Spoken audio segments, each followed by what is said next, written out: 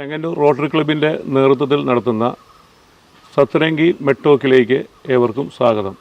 ഇന്ന് നമുക്ക് അതിഥിയായിട്ട് എത്തിയിരിക്കുന്നത് കോഴഞ്ചേരി ജില്ലാ ആശുപത്രിയിലെ സ്കിൻ സ്പെഷ്യലിസ്റ്റ് ഡോക്ടർ രാജി സുഗതനാണ്. ഡോക്ടർ നമസ്കാരം. ഡോക്ടർ, ഈ വരണ്ട ചർമ്മം എല്ലാവർക്കും എന്തുകൊണ്ടാണ് ഉണ്ടാകുന്നത്? വരണ്ട ചർമ്മം വളരെ സാധാരണമായി കാണുന്ന ഒരു കണ്ടീഷനാണ്. അത് പല കാരണങ്ങളാൽ വരണ്ട ചർമ്മം ഉണ്ടാകാറുണ്ട്. അതിൻ്റെ ഏറ്റവും ബേസിക് ആയിട്ടുള്ള ഒരു കാരണം എന്ന് പറയുന്നത് ചർമ്മത്തിൻ്റെ ഏറ്റവും പുറത്തുള്ള പാളികളിൽ പലതരം ആരോഗ്യകരമായിട്ടുള്ള കൊഴുപ്പുകളും പല ഘടകങ്ങളുമുണ്ട്. ഇതൊക്കെ നഷ്ടപ്പെടുമ്പോഴാണ് ഈ വരണ്ട ചർമ്മം ഉണ്ടാകുന്നത്. മാത്രമല്ല, ചർമ്മത്തിൽ നിന്ന് ജലാംശം കുറയുമ്പോഴും വരണ്ട ചർമ്മം കൂടുതലായിട്ട് കാണുന്നുണ്ട്. അപ്പോൾ പല കാരണങ്ങൾ ഇതിലേക്ക് നയിക്കുന്ന കുറച്ചധികം കാരണങ്ങളുണ്ട്. ഉദാഹരണത്തിന് ജനിതകമായിട്ടുള്ള കാരണങ്ങൾ. പാരമ്പര്യമായിട്ട് വരണ്ട ചർമ്മം വളരെ അധികമായിട്ട് കാണുന്നുണ്ട്. അതിന് ഇക്തിയോസിസ് വൾഗാരിസ് എന്നാണ് അതിന് പറയുന്നത്. കൂടാതെ കാലാവസ്ഥയിലെ വ്യത്യാസം കാരണം വരണ്ട ചർമ്മം വരാം. ഈ കൂടുതൽ തണുപ്പുള്ള സമയങ്ങളിൽ പലരുടെയും ചർമ്മം വരണ്ടതായിട്ട് കാണാറുണ്ട്. അതേപോലെ പലതരം രോഗങ്ങളുള്ളവർ, ഉദാഹരണത്തിന് പ്രമേഹം, ലിവർ, കിഡ്നി സംബന്ധമായിട്ടുള്ള രോഗങ്ങൾ, ഹൈപ്പോതൈറോയിഡിസം, തൈറോയിഡ് സംബന്ധമായിട്ടുള്ള രോഗങ്ങൾ, അനീമിയ, ഇതൊക്കെ കാരണവും വരണ്ട ചർമ്മം ഉണ്ടാകാം. ഇതൊക്കെ കൂടാതെ സോപ്പിൻ്റെ അമിതമായിട്ടുള്ള ഉപയോഗം, ഒരുപാട് നേരം ചൂടുവെള്ളത്തിൽ കുളിക്കുന്നത്, ഇങ്ങനെയുള്ള കാരണങ്ങളാലും വരണ്ട ചർമ്മം വരാം. ഡോക്ടർ, അതുപോലെ ഈ വരണ്ട ചർമ്മം ഉള്ളവർ എന്തെല്ലാം കാര്യങ്ങളാണ് ശ്രദ്ധിക്കേണ്ടത്? വരണ്ട ചർമ്മമുള്ളവർ പ്രധാനമായും ശ്രദ്ധിക്കേണ്ടത് അവരുടെ ചർമ്മം എപ്പോഴും മൃദുവായി വെക്കാനുള്ള സാഹചര്യം ഒരുക്കാൻ ശ്രദ്ധിക്കണം. പ്രത്യേകിച്ച് സോപ്പിൻ്റെ ഉപയോഗം അത് മാക്സിമം കുറയ്ക്കണം. വളരെ മൈൽഡായിട്ടുള്ള സോപ്പ്, ക്ലെൻസേഴ്സ്, സിൻഡഡ് ബാർസ്, ഇതൊക്കെയാണ് നമ്മൾ സാധാരണയായിട്ട് വരണ്ട ചർമ്മമുള്ളവർ ഉപയോഗിക്കേണ്ടത്. അതുകൂടാണ്ട് ഈ ഒന്നുമിട്ട് സ്ക്രബ് ചെയ്യാതിരിക്കാൻ, പ്രത്യേകിച്ച് ചകിരി, ഇഞ്ച, പ്ലാസ്റ്റിക് സ്ക്രബ്, ലൂഫ, അങ്ങനെയുള്ള മെറ്റീരിയൽസ് ഉപയോഗിച്ച് കുളിക്കുമ്പോൾ സ്ക്രബ് ചെയ്യാതിരിക്കാൻ പ്രത്യേകം ശ്രദ്ധിക്കണം. കുളിക്കുന്നതിന് മുൻപ് എണ്ണ തേച്ച്, പച്ച വെളിച്ചെണ്ണ, അതാണ് ഏറ്റവും അഭികാമ്യമായിട്ടുള്ളത്. പച്ച വെളിച്ചെണ്ണ കുളിക്കുന്നതിന് മുൻപ് ശരീരം മുഴുവൻ തേക്കാൻ ശ്രദ്ധിക്കുക. പിന്നെ കുളിയുടെ ദൈർഘ്യം അത് ഒരു 5 മുതൽ 8 മിനിറ്റ് വരെ ചുരുക്കാനായിട്ടും ശ്രദ്ധിക്കണം. ചൂടുവെള്ളത്തിൽ ഒരുപാട് നേരം കുളിക്കുന്നത്, കഴിവതും ചൂടുവെള്ളം ഒഴിവാക്കുക തന്നെയാണ് വേണ്ടത്.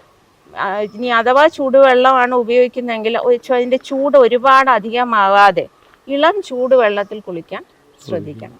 ഡോക്ടർ, അതുപോലെ നമ്മൾ പലരും കാണാറുണ്ട് കഴുത്തിൻ്റെ ഭാഗത്തും പിന്നെ കഷത്തിലുമായിട്ടൊക്കെ ചെറിയ അരിമ്പാറ് പോലെയും അല്ലെ ചെറിയ പാൽക്കുരു പോലെയൊക്കെ കാണാറുണ്ട്. അത് എന്തുകൊണ്ടാണ് വരുന്നത്? കൂടുതലും ഈ മടക്കുകളിൽ, കഴുത്തിൻ്റെ മടക്കുകളിൽ, കക്ഷങ്ങളിൽ, അതേപോലെ വെയിൽ കൂടുതൽ കൊള്ളുന്ന ഭാഗങ്ങളിലൊക്കെയാണ് ഈ കറുത്ത അരിമ്പാറ പോലെയുള്ള പാലുണ്ണികൾ കാണുന്നത്. അത് സാധാരണമായിട്ട്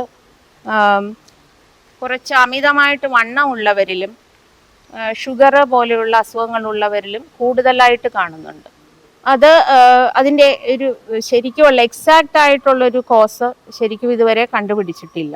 അതൊരു ഒരു നീവോയിഡ് ഡെവലപ്മെൻ്റൽ അനോമലി എന്നാണ് അത് കരുതപ്പെടുന്നത്. അത് ഒരു ക്യാൻസറോ അങ്ങനെയുള്ള ഒരു പ്രശ്നത്തിലേക്ക് പോകാൻ സാധ്യതയുള്ള പാടുകളല്ല. എന്നിരുന്നാലും അത് പലർക്കും ഈ കോസ്മെറ്റിക് ആയിട്ടുള്ള ഒരു ബുദ്ധിമുട്ടുണ്ടാക്കുന്നത് കൊണ്ട് പലരും അതിന് ട്രീറ്റ്മെൻറ്റ് എടുക്കാറുണ്ട്. അത് ഈ സൂര്യപ്രകാശം കൊള്ളുന്നതുമായിട്ട് അതിനൊരു ബന്ധമുള്ളതായിട്ട് കാണുന്നുണ്ട്.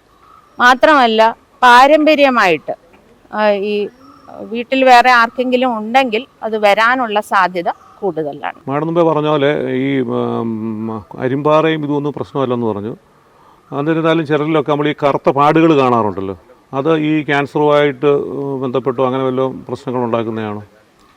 എല്ലാ അരിമ്പാറകളും ഇതേപോലുള്ള കറുത്ത പാടുകളും ഒന്നും ക്യാൻസറായി മാറാൻ സാധ്യതയില്ല. എന്നിരുന്നാലും ചില പാടുകൾ നമ്മളുടെ ശരീരത്തിൽ കാണപ്പെടുകയാണെങ്കിൽ അത് നമ്മൾ പ്രത്യേകം ശ്രദ്ധിക്കേണ്ടതാണ്. ഉദാഹരണത്തിന് പുതിയ കുറച്ച് മറുകുകൾ പെട്ടെന്ന് പ്രത്യക്ഷപ്പെടുന്നു. അതേപോലെ നഖങ്ങളിൽ, കൈവെള്ളയിൽ, കാൽ വെള്ളയിൽ ഇതേപോലുള്ള ഭാഗങ്ങളിലും കറുത്ത മറുകുകൾ പെട്ടെന്ന് പ്രത്യക്ഷപ്പെടുന്നു. ശരീരത്ത് ഓൾറെഡി ഉള്ള മറുകുകളുടെ സൈസ് കൂടുകയോ അതിൽ ചൊറിച്ചിലോ അല്ലെങ്കിൽ അതിൽ ചെറിയ മുറിവുകളോ ബ്ലീഡിങ്ങോ ഒക്കെ അനുഭവപ്പെടുമ്പോഴും അത് ക്യാൻസറിൻ്റെ സാധ്യത അതിൽ ഉണ്ടോ എന്നുള്ളത് കൂടുതൽ അതിന് പരിശോധനകൾ ചെയ്യേണ്ടതാണ്. അതേപോലെ ഓൾറെഡി ഉള്ള മറുകുകൾ പെട്ടെന്ന് വലുതാവുന്നു, അതിനൊരു പ്രത്യേകതരം ഷേപ്പ് ഒക്കെ സംഭവിക്കുന്നു, ഷേപ്പിലേക്ക് അത് മാറുന്നു, ഷേപ്പിൽ വ്യത്യാസം വരുന്നു. അപ്പോഴും നമ്മൾ ക്യാൻസറിൻ്റെ സാധ്യത അത് റൂൾ ഔട്ട് ചെയ്യേണ്ടതാണ്. അതിന് ആവശ്യമായ പരിശോധനകൾ നടത്തി ക്യാൻസർ ഇല്ല എന്നുള്ളത് ഉറപ്പുവരുത്തേണ്ടതാണ്. മാഡം, അതുപോലെ നമ്മൾ നേരത്തെ മുതൽ പറഞ്ഞു കേട്ടിട്ടുണ്ട്, ഈ രാവിലത്തെ വെയിലും ഒക്കെ കൊള്ളുന്നത് നല്ലതാണെന്ന് പറഞ്ഞു കേട്ടിട്ടുണ്ട്. അത് നമ്മൾ അധികമായിട്ട് കൊണ്ടു കഴിഞ്ഞാൽ നമുക്ക് എന്തെങ്കിലും സ്കിന്നിന് എന്തെങ്കിലും പ്രശ്നങ്ങളോ മറ്റു കാര്യങ്ങളോ വല്ലതും സംഭവിക്കുമോ? വെയിൽ കൊള്ളുന്നത് ശരീരത്തിന് വളരെ നല്ലതാണ് ഒരു പരിധി വരെ. അത് വെയിൽ കൊള്ളുന്നത് കൊണ്ടാണ് നമ്മളുടെ സ്കിന്ന് വൈറ്റമിൻ ഡി ഉൽപ്പാദിപ്പിക്കുന്നത്. പക്ഷെ അമിതമായിട്ടുള്ള വെയിൽ, പ്രത്യേകിച്ച് നമ്മളുടെ വേനൽക്കാലത്ത് കഴിവതും ഒരു 10 മണി മുതൽ 4 മണി വരെ നേരിട്ടുള്ള വെയിൽ കൊള്ളരുത് എന്നാണ് നമ്മളിപ്പോൾ അഡ്വൈസ് ചെയ്യുന്നത്. പ്രത്യേകിച്ച് നമ്മളുടെ മെയ്, ജൂൺ ആ ഒരു മാസങ്ങളിൽ വെയിൽ ഈ പറഞ്ഞതുപോലെ അധികമായിട്ട് കൊള്ളുന്നത് കൊണ്ട് സ്കിന്നിൽ ഒരുപാട് പ്രശ്നങ്ങൾ ഉണ്ടാകാം. അത് സൺബേൺസ്, ഫോട്ടോഡെർമറ്റൈറ്റിസ്, ടാനിങ് എന്ന് വെച്ചാൽ ശരീരത്തിൻ്റെ സ്വാഭാവികമായിട്ടുള്ള നിറത്തിനുള്ള ഒരു വ്യത്യാസം, ഇങ്ങനെയുള്ള പ്രശ്നങ്ങൾ വെയിൽ കൊള്ളുന്നത് കൊണ്ടുണ്ടാകാം. അതുകൊണ്ടാണ് നമ്മൾ ഈ ഒരു കാലാവസ്ഥയിൽ പ്രത്യേകിച്ച് ഒരു 10 മണി മുതൽ 4 മണി വരെ നേരിട്ടുള്ള വെയിൽ അധികമായിട്ട് കൊള്ളരുത് എന്ന്. അല്ല, അന്നേരം നമുക്കത് അതിനു മുമ്പുള്ള വെയിൽ നമുക്ക് എത്ര അരമണിക്കൂർ ഒക്കെ കൊള്ളുന്നതിന് കുഴപ്പമില്ല. വെയിൽ രാവിലെയുള്ള ഒരു ഇളം വെയിൽ കൊള്ളുന്നത് നല്ലതാണ്. ഒരു 7-8 മണി ആ സമയത്തിനുള്ളിൽ ഒരു 10-15 മിനിറ്റ് വെയിൽ കൊള്ളുന്നത് കുഴപ്പമില്ല, നല്ലതാണ്. മാഡം, അതുപോലെ തന്നെ ഈ സൺസ്ക്രീം നമ്മൾ എപ്പോഴൊക്കെയാണ് ഉപയോഗിക്കേണ്ടത്? അത് ഏത് ടൈപ്പൊക്കെ സൺസ്ക്രീനാണ്, ഏതൊക്കെ പ്രായക്കാരിലാണ്, എങ്ങനെയൊക്കെ ഉപയോഗിക്കാം എന്നതിനെ പറ്റി ഒന്ന് പറയാമോ? സൺസ്ക്രീൻ വളരെ കോമൺ ആയിട്ട് നമ്മൾ എല്ലാവരും ഇപ്പോൾ ഉപയോഗിച്ച് വരുന്നതാണ്. സൺസ്ക്രീൻ എല്ലാവരും ഉപയോഗിക്കേണ്ടതാണ്. അത് കോൺട്രാ ഇൻഡിക്കേറ്റഡ്, അത് ഉപയോഗിക്കാൻ പാടില്ലാത്തത് 6 മാസത്തിൽ താഴെയുള്ള കുട്ടികൾ മാത്രമാണ്. ബാക്കി കുട്ടികൾ ഉൾപ്പെടെ, ഇപ്പോൾ വെയിലത്തൊക്കെ ധാരാളമായിട്ട് കുട്ടികൾ കളിക്കാറുണ്ട്. അപ്പോൾ കുട്ടികൾ ഉൾപ്പെടെ എല്ലാവരും സൺസ്ക്രീൻ ഉപയോഗിക്കണം. നേരത്തെ പറഞ്ഞതുപോലെ 6 മാസത്തിൽ താഴെയുള്ള കുട്ടികൾക്ക് മാത്രം സൺസ്ക്രീൻ ഒഴിവാക്കാം. സൺസ്ക്രീൻ പലതരത്തിലുള്ളതുണ്ട്. ഫിസിക്കൽ സൺസ്ക്രീനും ഉണ്ട്, കെമിക്കൽ സൺസ്ക്രീനും ഉണ്ട്. നമ്മൾ സാധാരണയായി ഇപ്പോൾ കൂടുതലും ഉപയോഗിച്ചു വരുന്നത് ബ്രോഡ് സ്പെക്ട്രം സൺസ്ക്രീനാണ്. നേരത്തെ വെയിലിൻ്റെ കാര്യം പറഞ്ഞു. വെയിലിൽ പ്രധാനമായിട്ടും UVA റേസും UVB റേസുമാണ് ഉള്ളത്. ഈ UVA റേസിനെയും UVB റേസിനെയും പ്രൊട്ടക്റ്റ് ചെയ്യുന്നതാണ് ഈ ബ്രോഡ് സ്പെക്ട്രം സൺസ്ക്രീൻ. അപ്പോൾ നമ്മളുടെ അന്തരീക്ഷത്തിൽ 2 തരം റേസും ഉള്ളതുകൊണ്ട് ഈ ബ്രോഡ് സ്പെക്ട്രം സൺസ്ക്രീനാണ് എപ്പോഴും അഭികാമ്യം. അതും SPF, സൺ പ്രൊട്ടക്ഷൻ ഫാക്ടർ, നമ്മൾ ശ്രദ്ധിച്ചിട്ടുണ്ടാകും ഈ സൺസ്ക്രീനിൻ്റെ പുറത്ത് SPF രേഖപ്പെടുത്തിയിട്ടുണ്ടാകും. അപ്പോൾ ഈ SPF 30 മുകളിലുള്ള സൺസ്ക്രീനുകളാണ് ഏറ്റവും അഭികാമ്യം. അതും പുറത്തേക്ക് പോകുന്നതിന് കുറഞ്ഞത് ഒരു അരമണിക്കൂർ മുൻപെങ്കിലും വെയിൽ കൊള്ളുന്ന എല്ലാ ഭാഗങ്ങളിലും സൺസ്ക്രീൻ തേക്കണം. മുഖത്ത്, കഴുത്തിന് ചുറ്റും, പുറത്ത്, കൈകളിൽ, അങ്ങനെ വെയിൽ കൊള്ളുന്ന എല്ലാ ഭാഗങ്ങളിലും സൺസ്ക്രീൻ ഉപയോഗിക്കണം. ഒരുപാട് നേരം വെയിലത്തൊക്കെ നിൽക്കുന്ന ഒരാളാണെങ്കിൽ ഒരു 2 മുതൽ 3 മണിക്കൂർ വരെ ഇടവേളകളിൽ ഈ സൺസ്ക്രീൻ റീഅപ്ലൈ ചെയ്യുകയും വേണം. ഈ സൺസ്ക്രീൻ എത്ര ക്വാണ്ടിറ്റി ഉപയോഗിക്കണം എന്ന് ഉള്ളത് വരെ വളരെ പ്രാധാന്യമുള്ളതാണ്. അതിന് പറയുന്നതാണ് ടീസ്പൂൺ റൂൾ എന്നാണ് അതിന് പറയുന്നത്. അതായത് ഏകദേശം 1/2 ടീസ്പൂണിന് മുകളിൽ, അതായത് ഒരു 3 ml സൺസ്ക്രീനാണ് നമുക്ക് മുഖത്തും കഴുത്തിനുമായിട്ട് വേണ്ടത്. അതേപോലെ ഓരോ കൈക്കും വേണ്ടതും ഈ 3 ml സൺസ്ക്രീനുള്ളതാണ്. അതിനെയാണ് ടീസ്പൂൺ റൂൾ എന്ന് പറയുന്നത്. അന്നേരം നമുക്ക് ഈ സൺസ്ക്രീൻ ഉപയോഗിക്കുമ്പോൾ തന്നെ മറ്റ് ക്രീമുകൾ ഉപയോഗിക്കാൻ ഒക്കൂ? നമ്മൾ സൺസ്ക്രീൻ ഉപയോഗിച്ചിട്ട് വേറെ ക്രീമുകൾ ഉപയോഗിക്കുന്നത് കൊണ്ട് കുഴപ്പമില്ല. ആദ്യം നമ്മൾ സൺസ്ക്രീൻ ഉപയോഗിച്ചിട്ട് അതിൻ്റെ മുകളിൽ മേക്കപ്പിന് വേണ്ടിയിട്ട് മേക്കപ്പ് ഉപയോഗിക്കുന്നവരാണെങ്കിൽ ലൈറ്റായിട്ടുള്ള മേക്കപ്പ് ക്രീംസ് ഉപയോഗിക്കാം. മാഡം അതുപോലെ ദിവസവും നമ്മൾ ശരീരം നനയ്ക്കുന്നതും തല നനയ്ക്കുന്നതും നല്ലതാണോ? അതുപോലെ തന്നെ ഷാമ്പു ആഴ്ചയിൽ എത്ര ദിവസം ഉപയോഗിക്കണം? അതിനെപ്പറ്റി ഒന്ന് പറഞ്ഞു തരാമോ? ഞാൻ നേരത്തെ പറഞ്ഞായിരുന്നു, ദിവസം കുളിക്കുന്നതിനെ പറ്റി പറഞ്ഞായിരുന്നു. 2 തവണയെങ്കിലും നമ്മൾ ദിവസം കുളിക്കണം. 2 നേരം, രാവിലെയും വൈകുന്നേരവും നിർബന്ധമായി. നമ്മളുടെ ഈ ട്രോപ്പിക്കൽ ക്ലൈമറ്റിൽ നിർബന്ധമായും 2 നേരം കുളിച്ചിരിക്കണം. പിന്നെ തല കുളിക്കുന്നത് അത് നമ്മളുടെ സൗകര്യം അനുസരിച്ച് ആഴ്ചയിൽ ഒരു 2 ദിവസം തല കുളിച്ചാലും മതി. പക്ഷേ ഇപ്പം നമ്മൾ ഒരുപാട് കായിക അധ്വാനം ചെയ്യുന്ന പിന്നെ ജോലിയൊക്കെ ആണെങ്കിൽ, അല്ലെങ്കിൽ ഒരുപാട് വേർക്കുന്ന, ഇപ്പോൾ വർക്കൗട്ടൊക്കെ ചെയ്യുന്നവരിൽ തല ഒരുപാട് വേർക്കും. അപ്പോൾ അവർ ദിവസേന കുളിക്കുന്നതാണ് ഏറ്റവും നല്ലത്.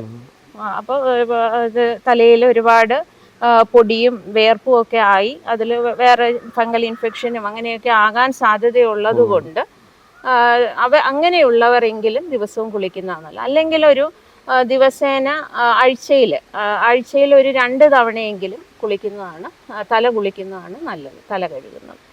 പിന്നെ അത് 1-2 ദിവസങ്ങളിൽ തല കഴുകുന്നത് നല്ലതാണ്. മിനിമം ഒരു 2 തവണയെങ്കിലും ആഴ്ചയിൽ തല കഴുകിയിരിക്കണം. പിന്നെ ഷാമ്പൂവിൻ്റെ കാര്യം പറയുകയാണെങ്കിൽ എപ്പോഴും ഒരു മൈൽഡായിട്ടുള്ള ഷാമ്പൂ ഉപയോഗിക്കുന്നതാണ് നല്ലത്. വലിയ പതയൊന്നും ഇല്ലാത്ത തരം ഷാമ്പൂകൾ ഉപയോഗിക്കുന്നതാണ് നല്ലത്. അപ്പോൾ ഷാമ്പൂ ഉപയോഗിക്കുമ്പോൾ അതൊന്ന് ഡൈല്യൂട്ട് ചെയ്ത് ഉപയോഗിക്കുന്നതാണ് ഏറ്റവും നല്ലത്. ഡയറക്റ്റ് അപ്ലൈ ചെയ്യാതെ അത് ഇപ്പോൾ നമ്മളൊരു 1/2 അടപ്പ് മരുന്നാണ് എടുക്കുന്നതെങ്കിൽ ഒരു 1/2 അടപ്പ് വെള്ളത്തിൽ ഒന്ന് ഡൈല്യൂട്ട് ചെയ്യുക, ഒരു 1:1 റേഷ്യോയിൽ. എന്നിട്ട് അത് തലയിൽ തേക്കുന്നതായിരിക്കും നല്ലത്. അപ്പോൾ മുടിയിലോട്ട് ഷാമ്പൂ ഡയറക്റ്റായിട്ട് തേക്കേണ്ട കാര്യമില്ല, അതിൻ്റെ പത അല്പം തേച്ചാൽ മതി. അല്ലാതെ ഓട്ടിയിലാണ് ഷാമ്പൂ മെയിനായിട്ട് അപ്ലൈ ചെയ്യേണ്ടത്. പിന്നെ ഒരു കാര്യം ശ്രദ്ധിക്കേണ്ടത്, എപ്പോഴൊക്കെ ഷാമ്പൂ ഉപയോഗിച്ചാലും അതിനോടൊപ്പം തന്നെ കണ്ടീഷണേഴ്സും ഉപയോഗിക്കണം. കണ്ടീഷണർ എപ്പോഴും മുടിയുടെ ആ ലെങ്തിലാണ് ഉപയോഗിക്കേണ്ടത്, അത് തലയോട്ടിയിൽ ഉപയോഗിക്കേണ്ട കാര്യമില്ല. കണ്ടീഷണേഴ്സ് തന്നെ പ്രധാനമായിട്ടും 2 തരമുണ്ട്. നമ്മൾ വാഷ് ഓഫ് ചെയ്യുന്ന, കുളിക്കുമ്പോൾ തന്നെ വാഷ് ഓഫ് ചെയ്യുന്ന കണ്ടീഷണേഴ്സും ഉണ്ട്, ലീവ്-ഇൻ കണ്ടീഷണേഴ്സും ഉണ്ട്. അതിൽ ഈ ലീവ്-ഇൻ കണ്ടീഷണർ എന്ന് പറയുമ്പോൾ നമ്മൾ കുളി കഴിഞ്ഞിട്ട് അത് അപ്ലൈ ചെയ്ത് തോർത്തിയതിന് ശേഷം അപ്ലൈ ചെയ്തിടാനുള്ളതാണ്. അത് ഓരോരുത്തരുടെ സൗകര്യം അനുസരിച്ച് ഏതാണ് സ്യൂട്ടബിൾ എന്നുള്ളത് നോക്കി അതനുസരിച്ച് അപ്ലൈ ചെയ്യും. ചാങ്ങന്നൂർ റോട്ടറി ക്ലബിൻ്റെ സത്ലങ്കി മെട്രോക്കിലേക്ക് ഇത്രയും നേരവും ഞങ്ങളോട് സമയം ചെലവഴിച്ചതിൽ നന്ദി. നമസ്കാരം. നമസ്കാരം.